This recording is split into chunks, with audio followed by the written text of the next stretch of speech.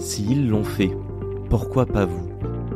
Salut à toutes et tous, c'est Yacine Scali et bienvenue dans la tête d'un CEO, le podcast qui vous inspire à entreprendre. Depuis 5 ans, je vous propose de faire un petit tour dans la tête de un ou une entrepreneur chaque semaine pour justement s'inspirer de leur état d'esprit et de leur parcours.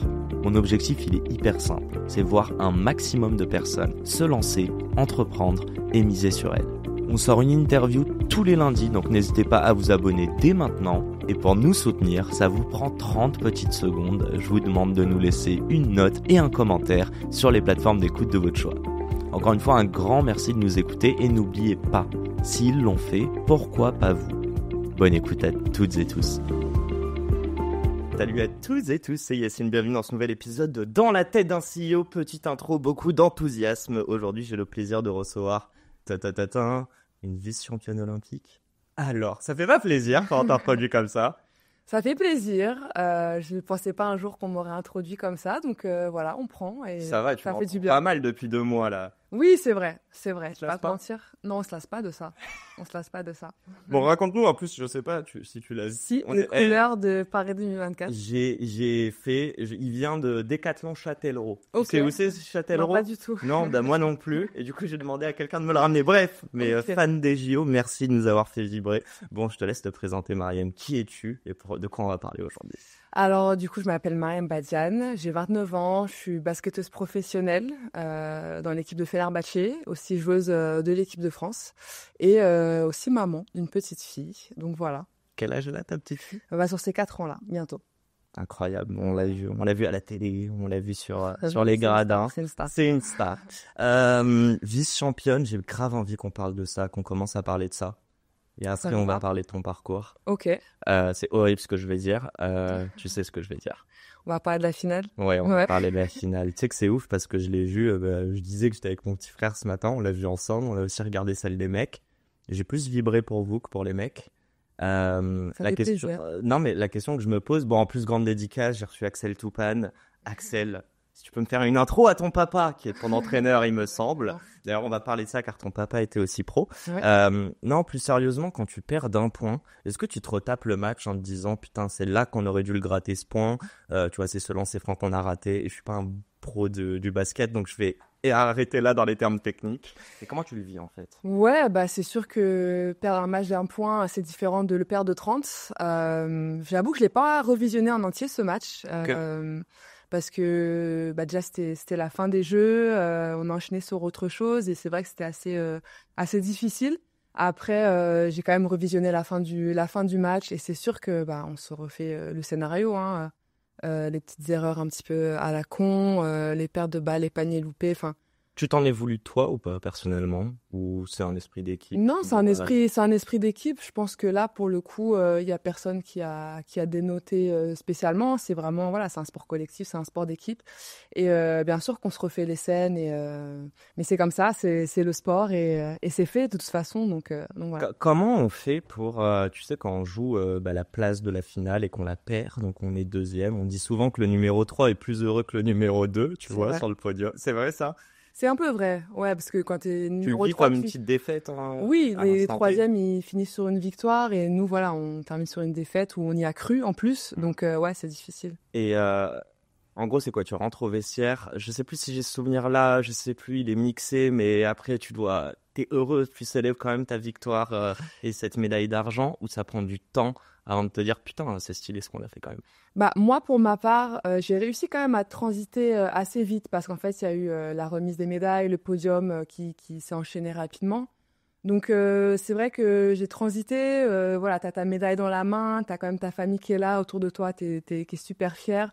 Tu partages ce moment. Donc, c'est vrai que j'ai réussi à transiter rapidement. Et moi, du coup, le contre-coup, je l'ai eu plutôt après. Genre les vacances? Ouais, quand je suis rentrée chez moi, quand je me suis posée, je me suis dit, putain, on est passé à ça de faire un exploit de fou, d'être championne olympique et voilà, est-ce que ça va se représenter à nous? Je sais pas.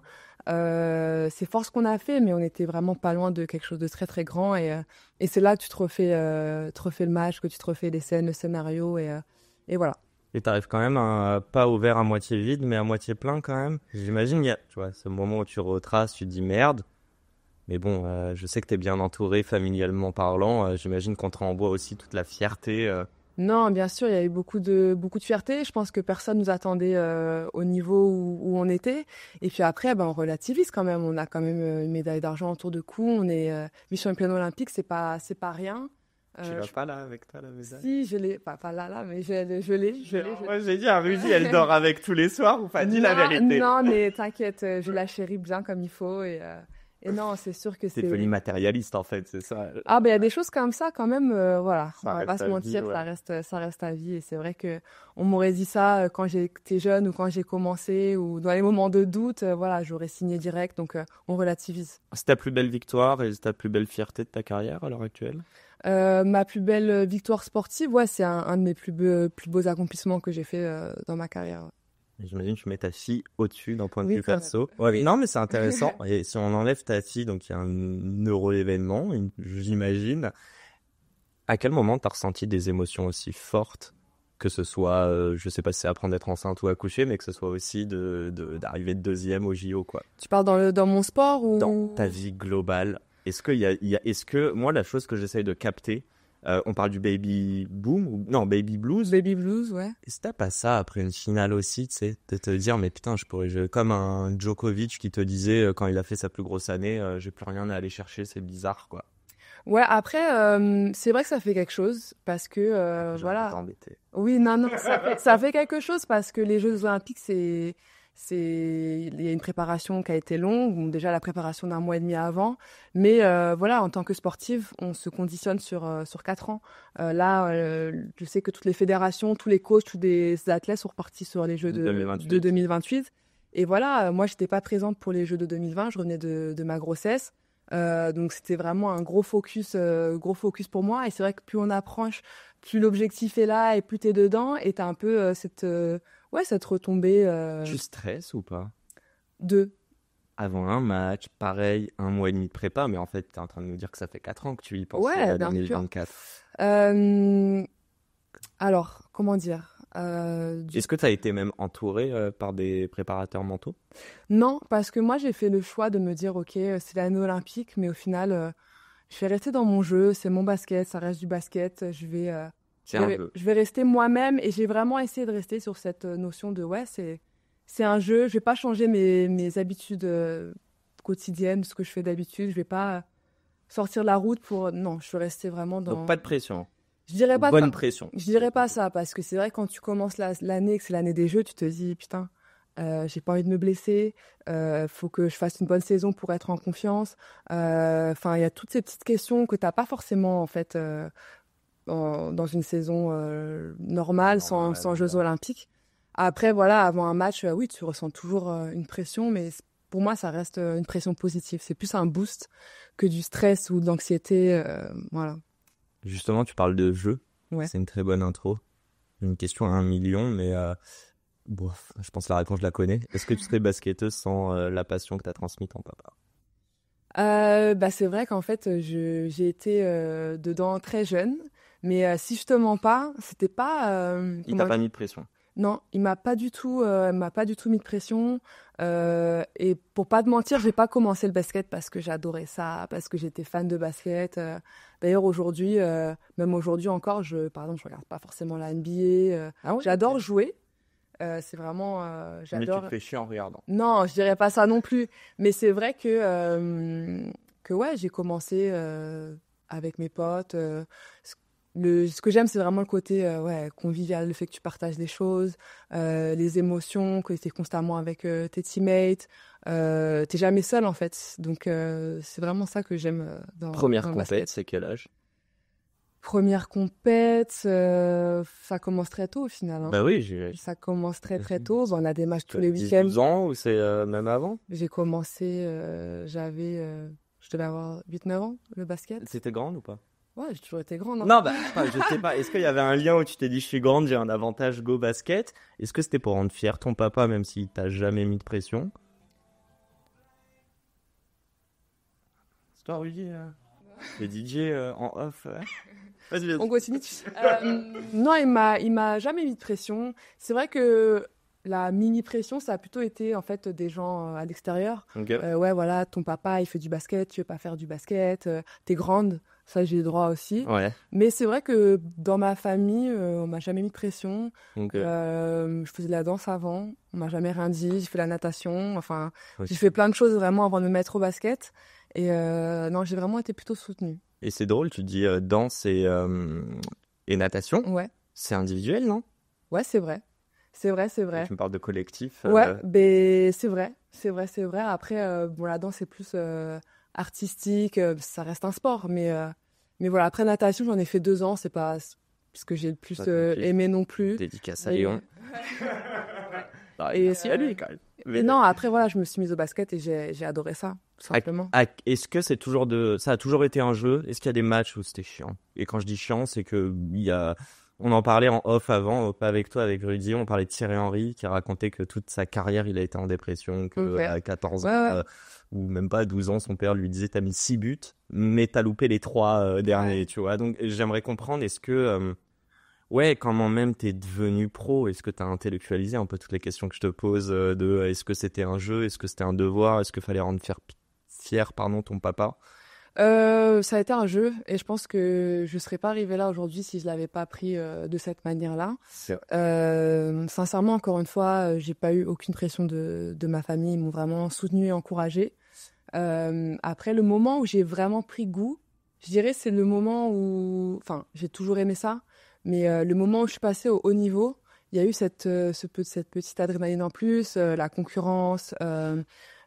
Cette notion de pression que t'as pas en fait quand t'es. Ça t'a pas dégoûté du jeu? Non, pas du tout. Au contraire, ça donne ce petit truc en plus et j'ai beaucoup aimé ça en fait. Justement, quand t'es un coéquipier, donc là tu te retrouves en pro. D'ailleurs, c'était où ta première année pro? En fait, moi, là où j'ai vraiment commencé à devenir pro, c'est l'INSEP en fait. Voilà. 13 ou 14 ans? Là, je suis rentrée à l'INSEP, j'avais 14 ans. Ouais. Je suis sortie de là, j'avais 17 ans. Okay. Donc, c'est des années assez importantes où tu te forges quand même, t'es très jeune, t'es ado. T'es en internat, c'est ça? Ouais, c'est ça. C'est comment de quitter la famille à 14 ans? Pour ma part, ça a été. T'as grandi où? Je t'ai même pas demandé. Et moi, je suis bretonne. J'habite à côté de Brest. Je vois la fierté dans tes yeux. Tu l'attendais, la question, tu sais. Non, mais voilà, c'est là d'où je viens. Donc voilà. Donc j'ai commencé le basket là-bas. Et j'ai fait le choix de pas aller au Pôle Espoir. Parce qu'il y en a qui font le Pôle Espoir avant l'INSEP. Parce que j'étais pas spécialement prête. Je me sentais justement pas prête de quitter ma famille. Pas prête mentalement, tout simplement. Donc je voyais tes parents quand même tous les week-ends ou Non, je l'ai pas fait du coup. Non, mais je veux dire quand t'étais quand même en internat à l'INSEP. Non, je suis partie. Ah oui, je suis partie. Donc voilà. t'es quand même partie. Voilà, okay. Je suis partie de chez moi. Ok. Donc non, ça s'est très bien passé parce que j'ai eu la chance d'avoir une bonne équipe, un bon groupe, d'être bien encadré. Et, ça facilite énormément. C'est là où tu captes En fait, je sais pas, j'allais dire l'importance de l'entourage, mais j'imagine aussi, est-ce que tu comprends la différence entre tes skills techniques à ce moment-là par rapport à tes concurrentes, mais qui sont aussi tes coéquipières, et versus le mental? J'ai l'impression que, on te le dit depuis tout petit, mais tu vois, tu captes pas forcément que la force de travail, c'est peut-être ce qui fait le plus grand succès d'un athlète ou d'une athlète. Bah, c'est sûr que quand tu arrives à l'INSEP, tu es mis dans des conditions où voilà, tu es là pour performer. C'est la raison pour laquelle tu es là, en fait, tout simplement. Tu t'entraînes 2 fois par jour. Moi, avant, je m'entraînais 2 fois par semaine max. Ouais, okay. Donc, voilà, tu as du staff qui est à ta disposition, que ce soit médical, technique. Enfin, ouais, il y a plein de choses qui sont mises. Même là, ta scolarité est différente. Tu fais ta scolarité à l'INSEP. Donc, oui, c'est là que tu comprends que tu es là pour performer et qu'au final, tu dois des choses aux gens, mais voilà, tu as cette petite pression où tu dois quand même performer. Ouais, c'est la porte d'entrée, quoi. Exactement. Ouais, j'allais dire en gros, qu'est-ce qui s'est passé entre tes 14 et 17? Si c'est un jeu, j'imagine qu'il y a eu un nouvel objectif dedans. Est-ce que tu peux m'en parler justement de devenir pro, cet objectif-là? Et est-ce on va parler d'argent juste après? Ok. Déjà, pour arriver à l'INSEP, il y a vraiment un processus de sélection. Voilà, tu passes de sélection départementale, régionale, après c'est par zone, après c'est national, et tu arrives là. Donc en fait, Tu commences, je sais pas combien de jeunes, et au final, tu arrives, t'es 10 ou 12 joueuses. Et t'y crois, toi, quand tu passes toutes ces En fait, défections? moi, je suis allée un peu de manière innocente. J'y allais, ok, j'y vais à la prochaine étape, ok. Ok. Je t'avoue que j'avais pas, ouais, c'était du bonus, j'avais pas vraiment conscience de ce qui m'arrivait. Et voilà, en fait, t'arrives là, et il y a cette notion justement, ouais, de concurrence. Enfin, je me rends compte avec le recul que j'ai beaucoup aimé ça, et c'est vraiment ce qui m'a... Ouais, t'as envie de devenir meilleur, en fait. C'est ça qui m'a poussée, en fait, à dépasser un petit peu mes limites et sortir un petit peu des zones de confort. T'avais un binôme? J'imagine que t'avais des potes ou pas? Ou est-ce que vous êtes restés en contact? Est-ce qu'il y en a avec qui tu joues? Faut savoir, en fait, qu'on a une génération où on est super proches. Bah, j'ai vu au JO, mais... Ouais, et toutes les filles avec qui j'étais à l'INSEP, c'est mes amies les plus proches aujourd'hui, quoi. Ok, Donc, génération dorée, quoi. ouais, on a gagné beaucoup de choses en jeunes ensemble, et ouais, aujourd'hui on est amis, en fait. Donc ça a créé quelque chose de très fort. Bah, tu vois, j'en parlais avec d'autres athlètes. J'aimerais te poser cette question. Aujourd'hui, tu joues en Turquie, au Fenerbahçe. D'ailleurs, mini parenthèse, c'est comment l'ambiance? Top. C'est un gros bordel? Enfin, c'est comme au foot ou... Non, ça se passe bien. Non. Ça se passe... Au foot, ils font peur. Ils font peur en Turquie. Non, après oui, il y a l'ambiance, hein, dans les salles, on s'ennuie pas. Les supporters en Turquie, ils sont présents, hein. Et c'est fort le football féminin, du coup, en Turquie. Le basket féminin. Oh, tu marques. Ouais, si. La vrille, le gars. Lundi matin, samedi matin, pardon, excuse-moi. Non, oui, c'est vrai qu'on sent un vrai fanatisme autour du C'est basket, populaire, et ouais. que ce soit masculin et féminin. Ok. Donc, non, c'est quelque chose d'intéressant, surtout quand... Enfin, moi, c'est ma première expérience à l'étranger, et c'est toujours cool, quoi, de se sentir supporté. Ça fait combien de temps que tu y es? Alors, j'ai terminé la saison passée, et là, je suis revenue, du coup. C'est Donc, ma c'était première saison entière. Ah, ok, d'accord. Voilà. Ce que je voulais te demander, c'était un petit peu sur le collectif, et la question que je me pose, souvent dans le sport, je sais pas comment vous le voyez, mais moi en tout cas je regarde beaucoup plus de foot. Ok. X achète l'autre des millions d'euros, et en fait j'ai l'impression que limite vous êtes devenu une sorte de produit qu'on se trade. J'aimerais comprendre, toi à titre perso, tu restes un humain derrière. Ouais. Quand tu choisis d'aller en Turquie, quand tu choisis d'aller avec des gens ou des coéquipiers qui vont même pas forcément parler tu parles anglais? I Oui. guess so. Non, mais c'est quoi comment t'arrives à créer un esprit d'équipe? Et derrière, on va parler aussi de la France, parce que je pense qu'il y a votre génération, mais il y a aussi un coach derrière. Qui d'ailleurs, je trouve ça aussi intéressant, le fait que ça soit un homme qui coach des femmes. Je suis grave curieux, donc qu'on en parle après. Mais juste avant ça, est-ce que tu as vu ce truc de te dire, ok, on est toutes là pour le même objectif, qui est en fait de gagner des titres, mais aussi comme dans le foot, ça reste aussi une sorte de sport individuel. Comment tu crées cette cohésion, quoi?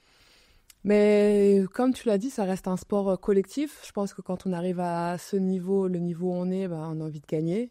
Voilà, il y a beaucoup de...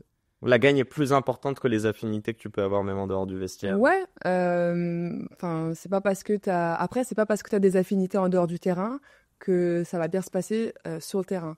Et Okay. à l'inverse, c'est pas parce que t'es pas copine avec les filles en dehors que ça ne va pas bien se passer sur le terrain. Donc voilà, après, chaque équipe est différente. Chaque personne avec qui tu joues est différente. Il y a bien sûr des joueuses qui sont beaucoup plus individualistes, et voilà. Après, pour moi, c'est un peu le rôle du coach aussi.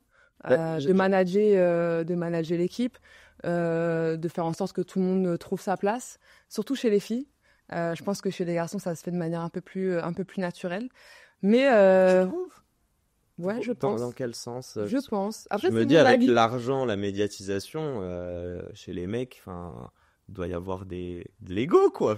Ouais, il y a de l'ego, mais je pense que chez les filles, il y a beaucoup plus de psychologie. C'est pas. Ah ouais, ok. Je pense que chez les filles, on se pose beaucoup plus de questions, et je pense que le coach, il a un rôle Le médiateur. important, encore plus de management dans une équipe de filles. C'est mon avis. Après, jamais travaillé avec des garçons, mais je pense vraiment. C'est qui ton coach? En Turquie, c'est Valérie Garnier. Donc c'est une femme. C'est une femme, ouais. C'est quoi la différence? Allez, je te pose cette question d'avoir un coach versus une coach. Qu'est-ce que tu as vu? Et évidemment, tu vas dire ça reste des humains. Je compare mes coachs, mais c'est des humains. Ouais. Mais ouais, est-ce que tu vois un truc? Est-ce que tu vois d'ailleurs que chez Coach Toupane, tu as été agréablement surprise peut-être de sa sensibilité? Je sais pas. Parce que là, on comparait hommes et femmes. Ouais, non, mais pour le coup, sincèrement, moi, je crois que j'ai été coachée 2 fois par des femmes dans ma vie, ouais. J'ai pas noté de différence homme-femme. C'est vraiment des différences de personnalité, tout simplement. Mais pas les genres, quoi. Non, pas du tout, rien à voir.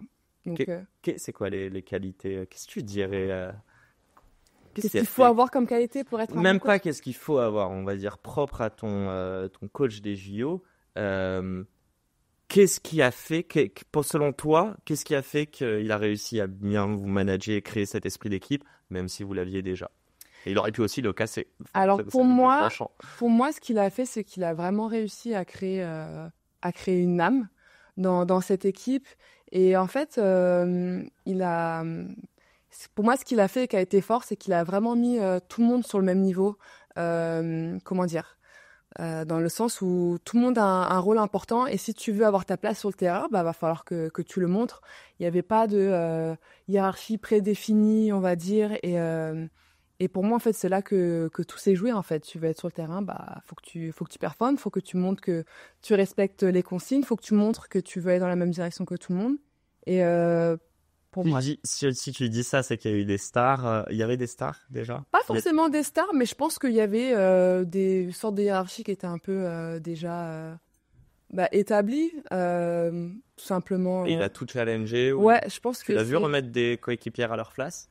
Bah ouais, enfin, c'est pas forcément en criant dessus. Non, bien sûr. Voilà, mais ouais, je pense que qui touche à la hiérarchie. Il fait ce qu'il dit en fait et enfin pour moi ça a été quelque chose d'important en fait dans notre réussite. Et dans tu vois, tu parles d'osmose, j'aimerais comprendre, je sais pas si un jour il y aura un documentaire il y a un docu ou pas qui sortirait sur votre parcours au JO? Bah ça serait bien peut-être, mais non, je crois pas. Il y a du monde qui vous a suivi. Je crois pas que ce soit prévu. Moi, ce que j'adore, c'est les talks à la mi-temps, ou alors j'invente. Bon là, j'extrapole, mais comme si vous amenez tout au McDo en mode allez, on s'en fout. Aujourd'hui, c'est jour off. Mais qu'est-ce qu'il a fait que tu sens que ça a créé vraiment une sorte de cohésion? Et je suis pas mal sûr que c'est en dehors du terrain, non?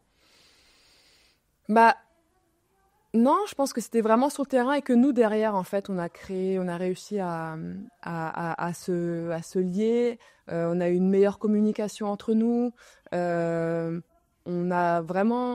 allait tous dans la même direction en fait, on avait tous le même objectif, on avait tout envie de gagner. Okay. Et il n'était pas présent dans ces moments off, c'est vous qui avez pris en fait le lead sur cette osmose, mais lui vous le laissez. Non, il y a des choses qui ont été mises en place, il y a une personne qui nous a accompagnés, une personne extérieure qui est venue nous donner des petits conseils aussi sur comment gérer. Sur la gestion d'équipe. Ouais, voilà, voilà, mais je pense que le travail on l'a fait aussi de notre côté entre nous. Est-ce que, c'est ma dernière question là-dessus, je crois que c'est la finalité de toutes les questions que je te pose sur le collectif. Tu vois, tu disais tout à l'heure qu'une équipe qui s'entend pas très bien en dehors du terrain, ça veut pas dire qu'elle peut pas bien performer. Mm-hmm. Par contre, j'ai toujours pensé qu'une équipe qui était pas aussi bonne sur le papier que son équipe adverse, mais qui a une osmose, et je crois que c'est la beauté du sport, fait qu'on peut tout renverser. Est-ce que tu partages ça? Bien sûr. Ok. Mais bien sûr. Donc sans cette osmose, vous ne serez jamais arrivé en finale? Non, c'est clair. Et on le savait entre nous, on se l'est dit, voilà, on a quelque chose de spécial.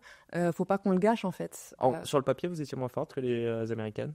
Non, on n'était pas. Je pense pas qu'on était moins forte. Mais en fait, le truc, c'est que dans l'esprit de tout le monde se dit, ouais, c'est les États-Unis, ça va être compliqué, machin.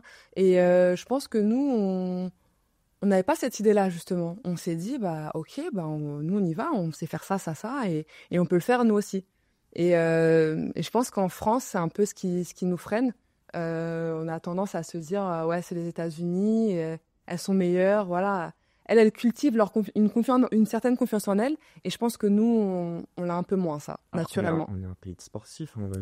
J'arrête pas d'entendre que non, mais on est des sportifs. Mais on n'a pas la mentalité. Ouais, je suis d'accord. Des fois, tant qu'il nous manque un petit peu. Ce truc de faut sortir l'écrou et dire on est les meilleurs. Avant de parler d'argent, je veux parler de notoriété. Ok. Il y a eu un changement? Ouais. Tu te reconnais? Ouais, là je suis partie en Turquie, donc les Turcs, voilà, c'est différent, même si c'est vrai que Enfin, je dis ça, mais en Turquie, les gens, ils sont à fond sur le basket. Et c'est vrai que même tu vas te promener au mall, ouais, les gens, ils savent que t'es au Fenerbahçe, quoi. C'est vraiment... C'est différent en France. C'est différent mais les en France. JO, t'as pas vu un truc énorme Si, c'est vrai que quand je suis rentrée chez moi dans le train, on m'a dit « Ah, mais vous avez fait des jeux voilà. Donc c'est vrai que... Ils te disent quoi, les gens? Bah, ils disent qu'ils ont été vraiment... on les a fait vibrer, qu'ils ont vraiment aimé nous suivre, qu'on a été impressionnantes. C'est vrai qu'on reçoit beaucoup d'éloges et ça fait plaisir parce que c'est vrai que nous, on est dans notre truc et on se rend pas forcément compte en fait de l'impact qu'on peut avoir à l'extérieur. Malgré que ce soit à la maison en plus. Oui, voilà. Et c'est vrai que moi, en fait, personnellement, je l'ai mesuré une fois la fin des Jeux, en fait. Et c'est marrant parce que c'est vrai que le basket féminin, on n'a pas vraiment toute cette visibilité. Et moi, je fais ma life tranquille, hein, on me reconnaît pas dans la rue ni quoi que ce soit. Et c'était marrant de voir en fait qu'après les Jeux, ça avait un petit peu changé, c'est vrai. Ils disent merci, les gens? Qu'est-ce qu'ils disent? Ils disent pas forcément merci comme ça, mais c'est vrai qu'ils nous disent ma fille a kiffé, maintenant elle veut se mettre au basket, c'était top, franchement on a passé 2 semaines incroyables à vous suivre au JO, enfin voilà, c'est des choses qui font vraiment plaisir. Je sais que c'est pas ton objectif, mais est-ce que ça vaut pas plus qu'une médaille d'or? C'est bizarre. Mais... Une médaille d'or, c'est une médaille d'or quand même. On est sportif. On dit les termes. On est sportif de haut niveau. On joue pour gagner des médailles, gagner des titres. Donc voilà, mais c'est vrai que tu fais pas ce sport pour la reconnaissance. Mais ce que je veux dire, c'est que par moment, notamment quand il y a une ferveur comme ça en France. Non, mais par contre, ça fait vraiment plaisir. Truc, Ouais, non, c'est clair. Et je pense que ce soit dans le basket ou dans d'autres sports, je pense que là, les gens, ils ont vraiment kiffé les jeux et vivre tout ça avec nous en fait. Est-ce que cette notoriété est corrélée à l'argent? Est-ce que t'es riche? Je suis pas à plaindre, clairement. Okay. Non, je suis pas à plaindre. Après, je pense que dans le basket, même s'il y a quand même une très grosse différence entre le salaire des femmes et des hommes, on vit très bien. On n'est pas à plaindre, c'est clair. Tu vis bien depuis quel âge? C'est quand ton premier salaire quand je suis sortie de l'INSEP, en fait, 17 ans. Généralement, t'es pro. Après, voilà, quand t'as 17 ans, bien sûr, t'as pas le même contrat que. C'est quoi un contrat à 17 ans Ça dépend vraiment de où tu sors, de quelle division tu sors. Toi, c'était Ligue 2 Ouais, moi, c'était Ligue 2 parce que je faisais mes études à côté. Donc, ça dépend. Après, maintenant, peut-être qu'aujourd'hui, ça a changé, mais à mon époque, c'était, je sais pas, entre 500 et 1006. C'est petit. Bon, après, tu vas dire que c'est petit, mais t'as 17 ans. Bien sûr. Je pense que les gens de ton âge, ils sont encore... personne ne gagne vraiment sa vie à cet âge-là, je pense. C'est quoi le salaire d'une... Ouais, je sais que tu vas pas me donner ton salaire, t'inquiète. Je vais pas t'embêter. C'est quoi un salaire moyen pour quelqu'un qui performe bien en Euroleague? Franchement, je saurais pas te dire. Je sais qu'en Ligue féminine, il y a quelques années, le salaire moyen, c'était 4005 ou 4006 en Ligue féminine. En Ligue 1, du coup Ouais, en Ligue 1. Je pense que ça a un petit peu évolué. Il y a un peu plus de moyens en Turquie, tu dirais? Oui, il y a beaucoup plus de moyens en Turquie. Ouais, ça n'a mais on n'est pas aux 500 000 € par mois que des petits joueurs du PSG peuvent gagner à 17 ans. Ah quoi. Non, on n'y est pas. On n'y est pas. Là, t'es sur une grosse joueuse de calibre. Le top joueuse, là. Dans ce... Ouais, il y en a 2-3 max. Ouais. Après, sincèrement, c'est pas quelque chose dont on parle entre nous vraiment. Tiens, je suis curieux de savoir ça. Tu sais, les salaires, ils fuitent dans les clubs. Ouais. Il y a des hiérarchies après et tout. Déjà, est-ce que ça reflète réellement la hiérarchie de la star de l'équipe ou la personne qui contribue le plus à la victoire de l'équipe ou pas forcément? Et est-ce que ça crée des... Tu dis, on le regarde pas. Vas-y, on a tous les réseaux. Ouais, après... T'as jamais vu un truc qui t'a fait grincer, là? Non, il y a des choses qui fuitent, c'est sûr, mais sincèrement, moi, j'ai jamais demandé à une de mes coéquipières, vas-y, tu gagnes combien? Okay. Ou jamais tapé salaire de telle fille. Enfin, non, sincèrement, on a des idées, mais même aujourd'hui, mes coéquipières, même je joue avec des filles à qui je suis très proche, je sais pas combien elles gagnent. C'est vraiment quelque chose dont... Est-ce que ton salaire, c'est le salaire du fait que, j'allais dire, de ton sport, de la pratique du sport, ou je crois que tu es géré aussi de Puma, c'est ça? Ou Ouais, je suis une Puma athlète. Ouais. Excusez-moi, j'ai pas les termes. Égérie, c'est peut-être encore autre chose. J'aimerais comprendre.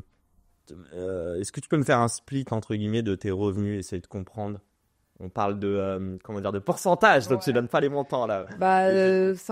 Sincèrement, mon salaire c'est quasiment. Ok. C'est mon plus gros revenus. Après, voilà, on a des primes, que ce soit avec des primes de performance avec l'équipe de France.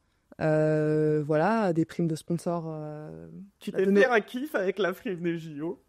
Ah bah oui, on peut se faire un kiff. De toute façon, tu t'es fait un petit kiff ou pas? Pas encore, on l'a pas encore reçu, mais c'est vrai que de toute façon, ça c'est connu, les montants de... Ok. Tu sais ce que tu veux faire ou pas? Pas encore, pas spécialement. J'attends de recevoir et je verrai ça. Et c'est quoi les premiers kiffs? Parce que encore une fois, qu'on le dise, on parle de montants qui même à 17 ans peuvent être gros, mais on est très très loin des joueurs de foot. Ouais, ce que je veux dire, c'est que t'as un peu les pieds sur terre quand même. Tu vas pas demain aller craquer tout ton argent dans une bagnole. Non, c'est clair. T'as le permis? Bien sûr. Ah. C'est même une fille qui aime bien être indépendante, donc ouais, j'ai le permis depuis que 18 ans. Oui, et t'as grandi en Bretagne, j'avais oublié. Mais et tu t'es déjà fait un kiff financier? Je t'avoue que kiff financier. T'as pas été dans le besoin déjà quand t'as grandi? Je suis pas de frustration. Si tu veux, je suis pas spécialement dans le besoin. J'ai pas fait de folie, voilà. Mais non, je pense que j'ai assez les pieds sur terre et que je suis pas quelqu'un qui... Voilà. Ouais. Et si je demande les body que tu payes à ta fille, là, t'as lâché de l'argent. Ouais, on se fait plaisir comme ça aussi. Mais c'est vrai que moi, ma manière... 6 mois plus tard, c'était trop petit, mais... Oui, mais c'est en plus une petite fille, voilà, on aime bien. Mais bon. Non, moi, comment j'aime me faire plaisir, c'est vraiment les vacances. Les vacances, j'aime bien me faire plaisir sur les destinations, pas me poser la question c'est vraiment là où je me fais plaisir, sur les hôtels, la bouffe. Ok. Voilà, et puis sinon, j'essaie quand même d'investir. T'investis, ouais, un peu. Enfin, de réfléchir à comment j'investis mon argent pour préparer la suite. Donc, c'est quoi la suite? Déjà, c'est quoi la fin de... Enfin, t'as dit que t'avais 29 ans, c'est ça? Ouais. Putain, je demande pas l'âge normalement, mais là, t'es une athlète. Non, mais tu peux jouer jusqu'à quel âge, tu penses? Ça dépend de l'envie, ça dépend aussi de ton corps, ce qu'il te dit, ça dépend de plein de choses. Il dit quoi, le corps, là? Ouais, ça va. Il est déter. Ça va, tout se passe bien, je touche du bois, donc non, ça dépend des envies. Et c'est quoi, c'est 35 ou tu peux jouer même jusqu'à 40? Bah écoute, moi dans mon équipe là, j'ai une de mes coéquipières qui va sur ses 36. Ok. Voilà, je sais qu'il y a des joueuses qui ont joué jusqu'à 40 ans. Donc voilà, sincèrement, je me mets pas de pression plus que ça concernant la suite. Donc, on verra. Ouais, je vais faire le gros cliché, tu te vois commentatrice Pas du tout. Non. Non, mais ça, c'est à l'ancienne. Après France 98, ils sont tous allés à Canal à faire des commentateurs ou quoi. Non, mais tu verrais quoi sur la suite? Je suis assez curieux. Bah, justement. Quand tu parles d'invest, justement, ton rapport à l'argent aussi dedans, on en parlait un peu en off, les joueurs de NBA qui crament tout leur argent rapidement. Ouais, c'est pas trop mon genre. Surtout, voilà, moi, je suis maman, donc je pense beaucoup aussi à ma fille derrière. Donc non, et puis on n'a pas les mêmes salaires que les joueurs de foot non plus. Donc on essaie d'être intelligent, tout simplement. Et quand on parle d'argent, c'est quoi? C'est de l'investissement dans de l'IMO ou c'est carrément toi, j'invente, mais te prendre une formation parce que demain tu veux être, je sais pas si c'est coach mental ou genre... Un peu les deux. Okay. J'investis sur mes formations. Voilà, aujourd'hui j'ai aussi un de l'immobilier. Enfin, voilà, sur plusieurs tableaux. Elle ressemblerait à quoi ta vie à 40 ans? On va jouer large, on va dire que tu auras fini ta carrière. Bah déjà, je pense pas être encore dans le basket, justement. Okay. Mon après-carrière, je le vois pas. Alors attention, ne jamais dire jamais, parce que je ne sais pas ce qui m'attend. Mais je ressens pas ce besoin. J'ai justement envie de faire autre chose, de tourner une page et de vivre des choses différentes dans ma vie. Et un athlète, il peut se réinventer dans quoi? Dans ce qu'il veut. Non, mais c'est ça qui est dingue. Ouais. La société te valorise sur un certain truc, sur de la force de travail, de l'abnégation, etc. Mais typiquement, un truc de fou, c'est travailler en équipe, la communication. Toutes ces choses-là, tu te verrais même pouvoir bosser avec des entrepreneurs demain et les accompagner là-dessus. Ouais, pourquoi pas. Je t'avoue que moi, aujourd'hui, mon après-carrière n'est pas forcément définie pour le moment. Okay. Mais c'est vrai qu'en fait, en étant sportif de haut niveau, tu acquiers quand même beaucoup de valeurs, de force, comme tu dis. Voilà, le travail en collectif. Enfin, beaucoup de choses qui peuvent nous servir pour l'après, en fait. Donc, c'est pas sous-côté, ça. Ce que tu dis, ça peut me servir pour l'après, mais franchement, je suis pas champion et je le découvre depuis... Enfin, j'ai 30 ans, donc je le découvre depuis 2-3 ans, en fait, toutes ces soft skills, tu vois. Bah, si, parce que, par exemple, moi, ça fait quelques années que je me penche un petit peu sur mon après-carrière et j'avais fait une sorte je sais plus comment t'appelles ça. Test psycho. Ouais. Pas test psycho, mais tu sais, quand tu travailles avec quelqu'un pour voir, pour qu'il te conseille, etc. Okay. Et elle m'a dit, mais de toute façon, ouais, toi, t'es sportif, t'as aucune expérience, limite, tu sais rien faire. Ah Et là, je les regardais, je me disais, mais attends, mais tu sais ce que c'est que d'être sportif de niveau? Enfin, Putain, donc elle a non valorisé. ouais, Là. clairement, Ouais, c'est ouf. clairement. Et je t'avoue que j'avais été énormément choquée de ce qu'elle m'a dit. Et parce que je pense que dans la tête de beaucoup de gens, quand t'es sportif, bah voilà, tu sais courir et c'est tout, quoi. Donc voilà, je dis pas que c'est tout le monde, mais je pense que beaucoup de gens ne se rendent pas compte de ce qu'il faut avoir comme qualité. Et pour être sportif de haut niveau, déjà, c'est pas tout le monde qui est sportif de haut niveau. Il y a énormément de gens qui rêvent de ça, mais Bien sûr. voilà, faut avoir une force mentale, faut avoir une constance, de la rigueur. Enfin, Il y a plus de chances de réussir entrepreneur que athlète de haut niveau, il me semble. ouais, je pense que tu as plus de chemin pour réussir Oui, aussi. à être entrepreneur. C'est vrai, alors que toi, c'est hyper tôt en fait. Si tu te chies entre guillemets à l'INSEP, c'est compliqué. T'as des parcours de filles qui ont réussi à remonter la pente et à intégrer de la ligne. Mais en fait, c'est ça qui est intéressant dans le sport, c'est qu'il y a plusieurs moyens d'y arriver. Par exemple, moi, je te dis, je suis pas passée par l'école espoir. Je suis pas allée directement en première division. J'ai fait mes études, donc pendant un moment, j'étais en deuxième division. Donc voilà, je pense qu'il y a plusieurs chemins qui peuvent t'emmener là où tu veux, quoi. T'as étudié quoi? J'ai étudié en biologie. En biologie? Ouais, j'ai une licence. Bon, bah si tu n'étais pas basketteuse Voilà. professionnelle, non, mais qu'est-ce que tu serais? Ou qu'est-ce que tu ferais, tu penses? Bah, je pense Sans que... forcément un métier, tu vois, mais Ouais, environnement. je pense que j'aurais aimé me tourner vers le médical de Ok. base. Après, c'était vraiment compliqué d'allier basket et études de médecine, bien sûr. Bah, c'est pas compatible. Donc bio, et j'ai vraiment beaucoup aimé. Et ouais, j'aime tout ce qui est rapport au corps, tout ce qui est naturel. Donc peut-être je me dirigerai par là après. Des petites pistes. Exactement. Mince, j'avais une question que je trouvais très intéressante. Je l'ai retrouvée. J'y pense beaucoup récemment parce que, bah, je te l'ai dit, hein, c'est très entrepreneur. En tout cas, ce podcast et les personnes que je reçois, moi, je pars du principe, ce sont des rêveurs qui ont su accéder à leurs rêves, qui ont rendu leurs rêves réalité.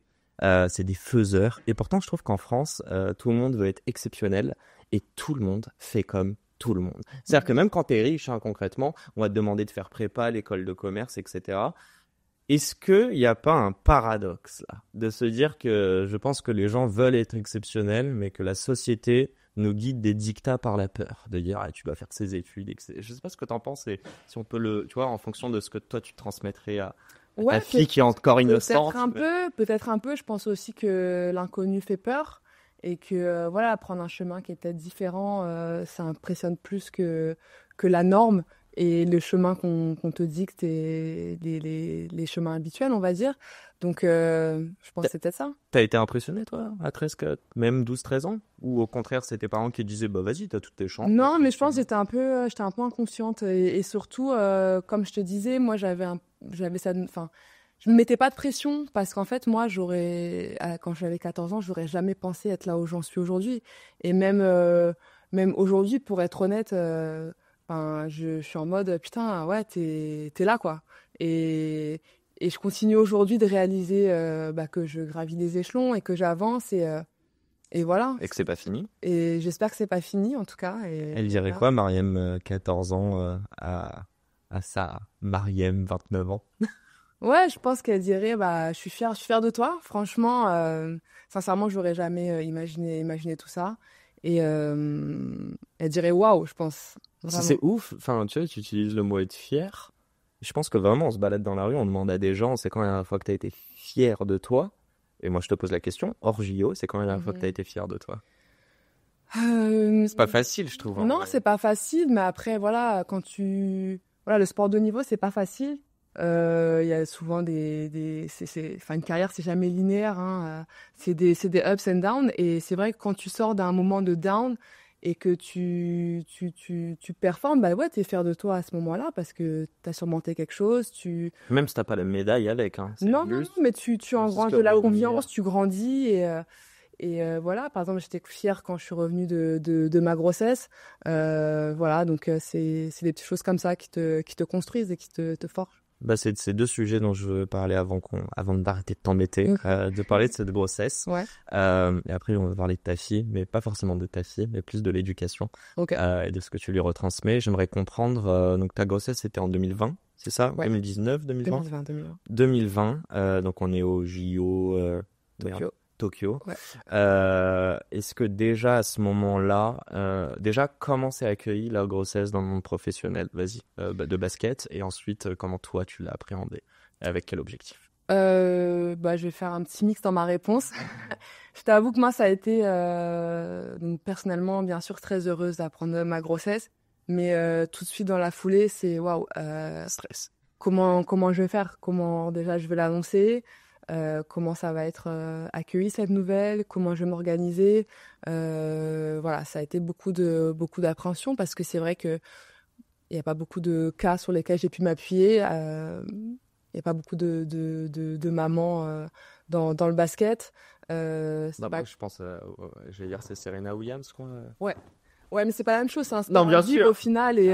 Mais tu te dis, si elle l'a fait in a way, pourquoi pas moi? Oui, non oui, non, mais bien sûr. Et du coup, aussi, à côté, il n'y a pas beaucoup de choses qui sont mises en place pour supporter une grossesse et une maternité. Donc ouais, ça a été beaucoup de stress dans un premier temps, notamment par rapport à l'annonce. Tu l'as annoncé comment? Je l'ai annoncé très simplement, je suis enceinte. T'étais heureuse? T'avais peur Non, j'étais heureuse, mais j'avais peur, ouais, des réactions. Et puis, je t'avoue qu'on m'a pas sauté dans les bras Ah ouais? quand j'ai annoncé ma grossesse. J'ai dû vraiment. Tu parles de quoi? De la ligue? Tu parles de ton club? Ou tu parles Non, de... je parle de mon club. Ouais, ok. Je parle notamment, ouais, Et c'est de pas mon club. c'est le staff, c'est pas forcément tes coéquipières ou Non, même les coéquipières, sincèrement, on avait un bon groupe. On est toutes Content. des femmes, voilà, on est toutes proches. Et vraiment, pour le coup, là, elles m'ont vraiment soutenue. Après, c'est vrai qu'en fait, par rapport au club, c'est surtout que y a rien qui les protège eux et c'était une situation assez inédite. Donc, en fait, voilà, plein de questions pour eux aussi. Donc, ouais, ça a été quelque chose qu'il a fallu gérer, tout simplement. J'avoue, moi, je t'écoute et en même temps, il y a un côté de moi qui comprend pas parce que, enfin. C'est l'inconnu, encore Mais une ouais, fois. mais c'est naturel, t'es une femme, c'est comme quand on dit en une entreprise, on embauche une femme en CDI, hop, hop, elle est enceinte, et alors? Ouais. Genre, entre guillemets, moi, dans ma tête, après, je peux comprendre les enjeux de d'autres personnes qui sont très souvent pécuniers. Passons. Tu prends cette décision, déjà, comment ça se passe? Déjà, est-ce que t'es rémunéré pendant 9 mois? On va être cash. Justement, ça a été juste. La négo? Ça a été justement une des causes, une des raisons pour laquelle on m'a passé dans les bras, c'est que voilà, c'est comment on fait maintenant, parce que déjà c'est un sport collectif, donc va falloir me remplacer. Donc du coup, moi j'ai été mise en arrêt maladie. Voilà, donc j'étais pas malade, mais c'est en arrêt maladie. Et voilà, tout simplement. Donc oui, j'ai été payée, mais ça a été compliqué. Il se passe pas Déjà, est-ce que tu as bien vécu ta grossesse? Je veux pas que tu nous en parles à titre perso, mais plus par rapport au basket. Est-ce qu'il y a eu un moment de culpabilité dans tout ça? Non, moi j'ai très bien vécu ma grossesse. Sincèrement, j'étais très heureuse pendant ma grossesse. Tout était très clair. Tu demandes à ton conjoint, il dira la même ou... Oui, il dira la même. Il a intérêt. Il dira la même. Non, après moi, tout était très clair dans ma tête. Je veux revenir, comment je vais faire, avec qui je me fais accompagner. Donc, j'avais pas de pression pas de stress à ce niveau-là, on va dire. Okay. J'ai eu la chance que tout soit bien passé aussi. Donc non, vraiment une grossesse très, très, très heureuse. Et du coup, j'ai fait un peu abstraction de ce côté basket et je me suis vraiment centrée sur moi, ma grossesse, ma famille, mes amis. Et à quel moment est revenue cette impulsion de OK, JO 2024? Même si du coup c'est dans peut-être 3 ans, on va... Voilà, après les choses elles se font step by step. Mon objectif c'était de revenir en forme, revenir bien et de pas revenir en arrière en fait. Donc ça c'est la première chose. Et puis après quand tu reçois ta convocation pour l'équipe de France, forcément. Tu la vois comment? Comment on reçoit une convoque pour les JO? On reçoit un texto, un mail, ouais, voilà. C'est le plus beau mail de ta vie.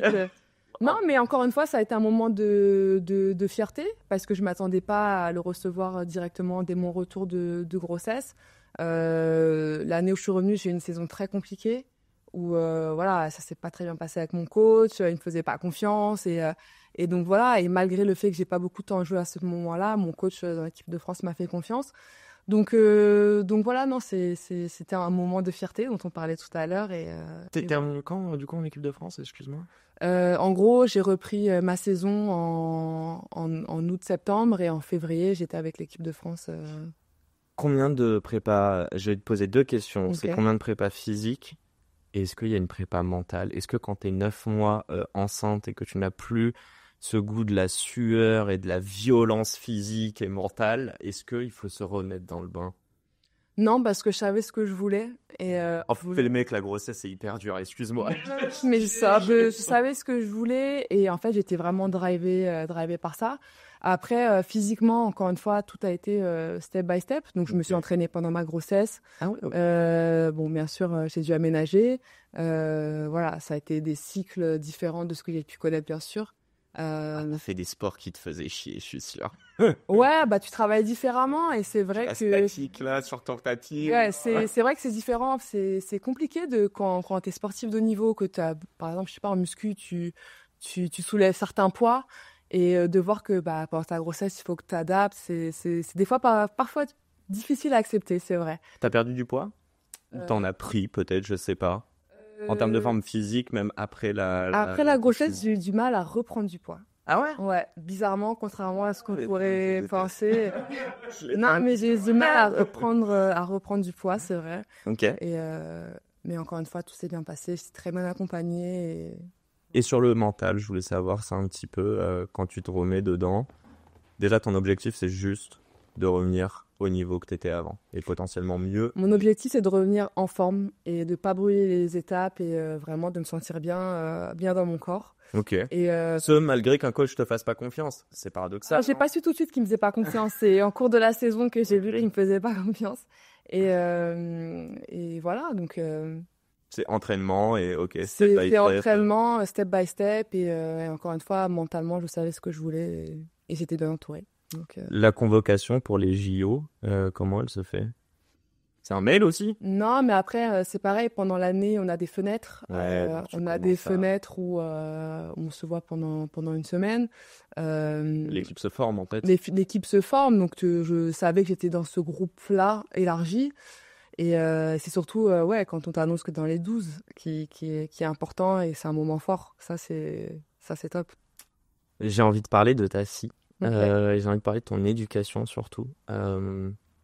Est-ce qu'elle se rend compte de ce que maman elle a fait déjà?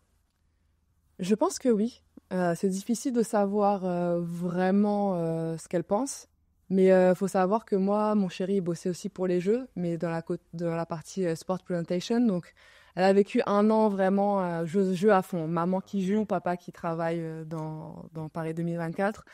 Et Est-ce que papa il dit, je connais pas le nom de ta fille, mais en mode regarde maman, c'est incroyable ce qu'elle fait. Si je te pose la question, c'est est-ce qu'au bout d'un moment elle te regarde avec de l'admiration, mais est-ce qu'il n'y a pas une limite à ça de se dire maman c'est une warrior, une badass, mais jamais je pourrais faire ça? Tu vois ouais, ce je que pense veux dire? qu'elle a conscience que maman, elle fait du basket, maman, elle a gagné une médaille, mais je pense pas qu'elle se rende compte en fait du travail qu'il y a derrière, de l'investissement qu'il y a derrière. Donc ça, c'est tout à fait normal. Je pense qu'elle s'en rendra compte plus tard. Mais oui, elle a vécu l'ambiance dans la salle. Je pense qu'elle s'est rendue compte que c'était pas comme d'habitude, qu'il y avait beaucoup de monde. Elle a compris que c'était l'équipe de France. Bah Voilà, oui, elle a tenté la Marseillaise. Donc non, elle connaît les paroles. oui, elle connaît. Elle fait du yaourt, ouais. Non, elle connaît vraiment les paroles, oui. Et donc non, je pense qu'elle comprend. Ouais, maintenant, elle va avoir 4 ans et je pense qu'elle a conscience de beaucoup de choses. C'est quoi le soutien de ton chéri dans tout ça? Vu que je me permets, Ouais. tu en as parlé, mais dis-moi si tu vas en parler, mais un petit peu Bah bien au sûr, bah quotidien. déjà, il a été basketteur, donc il sait ce que c'est que d'être sportif de haut niveau. Il sait ce que je vis. Ah, il est validé par papa, du coup. Oh. Ça, c'est bien, ça. Et donc, bah bien sûr, moi, je prends beaucoup de conseils de lui. C'est vrai qu'il me raisonne beaucoup. Il relativise beaucoup de choses. Donc ça, c'est quand même un gros point fort d'avoir quelqu'un à tes côtés qui sait ce que tu vis. Et c'est vrai qu'il m'a beaucoup poussé aussi. Il m'a beaucoup donné confiance en moi dans mon sport quand moi, j'avais pas forcément cette confiance-là. Donc, il y a des moments où tu as douté quand même. Oui, bien sûr. Ok. Bien sûr, le chemin, il n'est pas linéaire. Bien Ouais. sûr, j'ai douté. Ok. Et voilà. Et je pense que lui, il a été beaucoup animé par le fait il savait que je faisais les jeux et donc il avait à cœur que ces jeux soient réussis aussi dans sa partie sport presentation et voilà, donc il m'a beaucoup soutenu. Tu l'as vu vivre émotionnellement tes jeux à toi? Bah, du coup, on n'était pas ensemble. Même le soir, vous croisez? Non, Ah bah non, moi j'étais à Lille, il était à Paris, Ok. il avait d'autres sports aussi. Donc non, c'est vrai qu'on a vécu nos jeux chacun de notre côté. Okay. Mais oui, je sais que voilà, il m'a beaucoup soutenu et que ça lui tenait à cœur en fait que tout soit réussi pour qu'on se sente bien, pour que je me sente bien et que ça soit des jeux au top, quoi. Vas-y, on va terminer sur ces petites questions un peu du tac au tac. La question est très très simple, mais elle est archi pas du tac au tac. Ok. C'est quoi le conseil, c'est quoi la chose que tu vas dire à ta fille, sachant que tu veux, j'imagine qu'elle soit heureuse et qu'elle réalise ses rêves et qu'elle ne suit pas les dictats de la société impulsée par la peur? Bah déjà qu'elle ait confiance en elle, qu'elle va engranger de la confiance dans ses échecs, qu'elle va apprendre de ses échecs et que c'est pas toujours facile et que de toute façon on n'obtient rien sans rien et qu'on va rien te donner. Et voilà, mais vraiment la confiance. Comment on peut retranscrire ça, sachant que toutes ces phrases-là, bon, toi, ont pris beaucoup plus de sens que moi, enfin plutôt dans ta vie vu que tu es sportive, mais moi je trouve que ça résonne là, arrivé à la trentaine. Rudy, tu confirmes? On a tous 30 ans dans la salle. Non, mais tu sais, ce truc de la force de travail. Même faire du sport quand t'es petit, on comprend. Moi, je crois que c'est pour bouger, mais pas du tout. C'est aussi le collectif, c'est Non, se la surpasser, confiance. exact. Ouais, la confiance. Mais tu vois, si ta fille, elle échoue quelque chose, qu'est-ce que tu lui dirais pour qu'elle se dise que cet échec n'est qu'un apprentissage vers le but ultime? Bah voilà, justement, de lui discuter avec elle. Pourquoi t'as pas réussi là? Qu'est-ce que tu peux faire de mieux? Qu'est-ce que ça t'a appris? Voilà, et que de toute façon, tous ceux qui ont réussi ont échoué à un moment quelque part. On n'a rien donné à personne et ce sera sûrement la même chose pour elle. Il n'y aura aucune pression que tu lui retranscriras. Non, franchement, moi, on m'a pas mis de pression quand j'étais jeune et on m'a beaucoup soutenue et c'est vraiment ce que j'ai envie de partager à ma fille aussi. J'ai envie d'être là pour elle, de la conseiller, qu'elle se confie à moi et de la porter et de l'aider. Mais non, je lui mettrai pas de pression. D'ailleurs, elle prendra le chemin qu'elle voudra. Si elle fait du sport, elle fera le sport qu'elle veut. Okay. Elle t'enseigne le basket ou pas? Ah, je dis, c'est vraiment une danseuse là. Ah ouais, je vais être danseuse, ouais. Après, elle va peut-être marcher sur tes pas, hein, oui, on sait bah, pas. j'ai commencé comme ça aussi, donc écoute, elle fera ce qu'elle veut. Là, c'est une question de tac au tac. Sur une échelle de 1 à 10, j'aimerais savoir de manière quotidienne à quel point tu es heureuse. Bah, je dirais 8. Franchement, je fais le sport que j'aime. Voilà, je suis avec ma famille, ma fille est en bonne santé, je suis en bonne santé. Je bosse un samedi, tout va bien. Ouais, voilà, je bosse le dimanche. Non, mais alors que c'était férié hier. Hein. Non, je rigole, mais non, franchement, j'ai pas beaucoup de choses sur lesquelles je peux me plaindre aujourd'hui et je suis reconnaissante de ça. La même question, mais différente sur une échelle de 1 à 10, à quel point tu es riche de manière quotidienne? Ouais, je pense que je suis vraiment pas à plaindre, je dirais assez difficile parce que 10, tu places où, mais après moi je suis quelqu'un... Ouais, c'est très subjectif, mais je dirais 8 parce que je suis pas quelqu'un de matérialiste, j'ai pas besoin de beaucoup. Après, je sais qu'aujourd'hui, je me pose pas de questions, je sais que j'ai des bons revenus, je sais que je peux apporter tout ce dont ma fille a besoin et c'est le plus important pour moi, de me faire plaisir et pas dans de plus. T'es quel numéro au Fenerbahçe en équipe de France? Je suis numéro 25 au Fenerbahçe et 22 en équipe de France. Ok, c'est juste histoire d'être sûr que t'es pas numéro 8 et que tu vas me lâcher que des 8 de questions. Sur une échelle de 1 à 10, à quel point ton quotidien t'apporte du sens dans ta vie? Ton quotidien plutôt professionnel. Mon quotidien apporte du sens à ma vie. C'est une question un peu... je sais pas comment... C'est-à-dire je pense que le sens à sa vie, c'est hyper subjectif. Ouais. Ça peut être avoir ta place dans la société. Ça peut être te dire que tu es bien dans tes baskets et que tu fais quelque chose de bien. Je me dis juste qu'en tout cas, je crois que tu fais pas ce job pour les thunes. Ouais. Donc il y a bien quelque chose que tu vas chercher en plus. Ok. À quel point c'est corrélé avec la notion de bonheur et aussi de richesse, je pense. Ouais, allez, je vais dire 7 pour pas dire 8. Mais je vais dire 7 parce que déjà, ce que je fais, ça m'apprend beaucoup sur moi.